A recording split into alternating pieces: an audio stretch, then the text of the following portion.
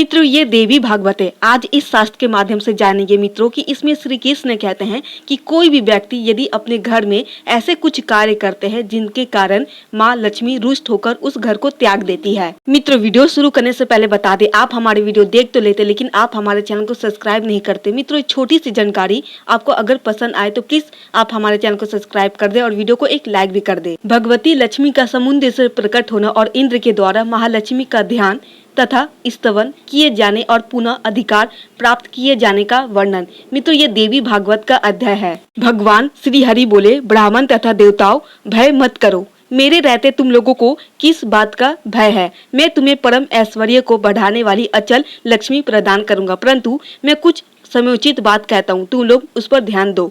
मेरे वचन हितकर, सत्य, सारभूत एवं परिमाण में सुख हुआ है। जैसे अखिल विश्व के संपूर्ण प्राणी निरंतर मेरे अधीन रहते हैं, वैसे ही मैं अपनी भक्तों के अधीन हूँ। मैं अपनी इच्छा से कभी कुछ नहीं कर सकता। सदा मेरे भजन चिंतन में लगे रहने वाला निर्कुंज भक्त जिस पर रुष्ट हो जाता है, उसके घर लक्ष्मी सहित मैं नहीं ठहर सकता, यह बिल्कुल निश्चित है।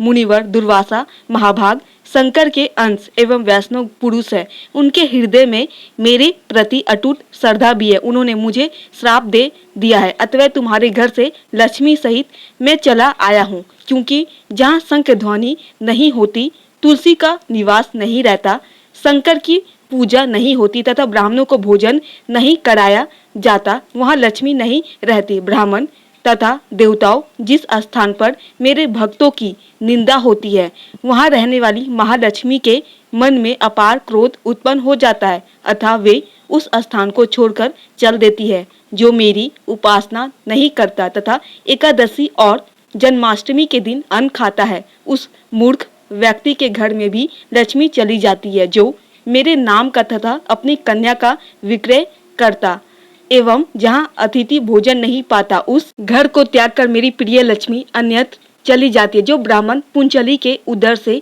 उत्पन्न हुआ है अथवा पुंचली का पति है, उसे महापापी कहा गया, उसके घर लक्ष्मी नहीं ठहर सकती। जो ब्राह्मण बैल जोतता है, वह कमललया भगवती लक्ष्मी का प्रेम भाजन नहीं हो सकता, अतः उसके यहाँ से वे चल देती है। जो अशुद्ध हृदय, क्रूर, हिंसक और निंदक है, उस ब्राह्मण के हाथ का जल पीने में भगवती लक्ष्मी डरती है, अतः उसके घर से वे चल देती है।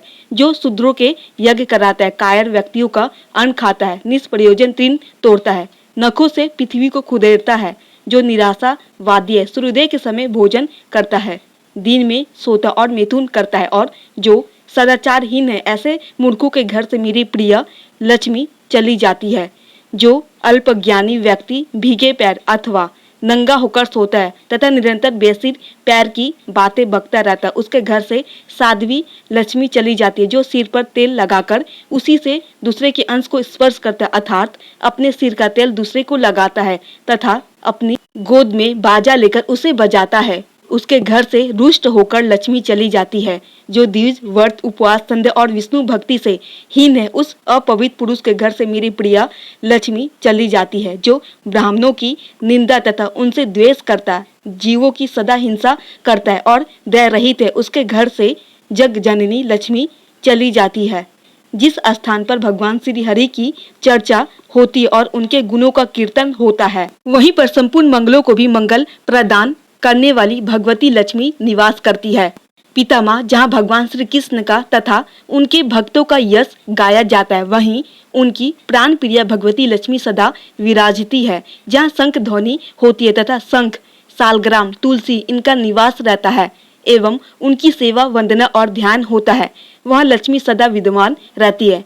जहाँ शिवलिंग की पूजा और पवित्र कीर्तन तथा दुर्गा पूजन एवं कीर्तन होता है, वहाँ कमललया लक्ष्मी निवास करती है। जहाँ ब्राह्मणों की सेवा होती है, उन्हें उत्तम प्रदान भोजन कराए जाते हैं तथा संपूर्ण देवताओं का अर्चन होता है, वहाँ पद्ममुखी साध्वी लक्ष्मी विराजती है।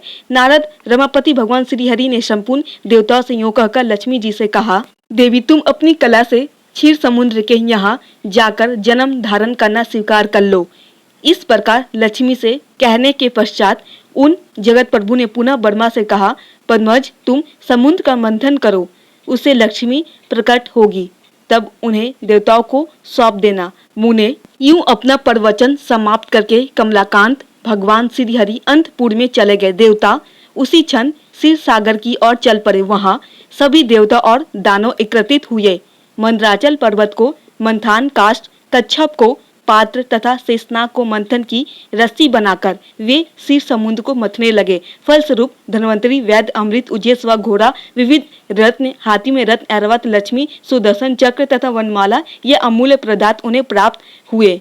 मुने उस समय भगवान विष्णु में अपार श्रद्धा रखने वाली साध्वी श्री लक्ष्मी ने क्षीरसाई सर्वेश्वर श्री हरि के गले में वनमाला पहना दी। फिर देवता ब्रह्मा और शंकर के पूजा एवं स्तवन करने पर उन्होंने देवताओं के भवन पर केवल दृष्टि फैला दी। इतने में ही देवताओं ने दुर्वासा मुनि के शाप से मुक्त होकर दैत्यों के हाथ में गए हुए अपने राज्य को प्राप्त कर लिया। नारद यूं महालक्ष्मी की कृपा से वर पाकर वे परम सुखी हो गए।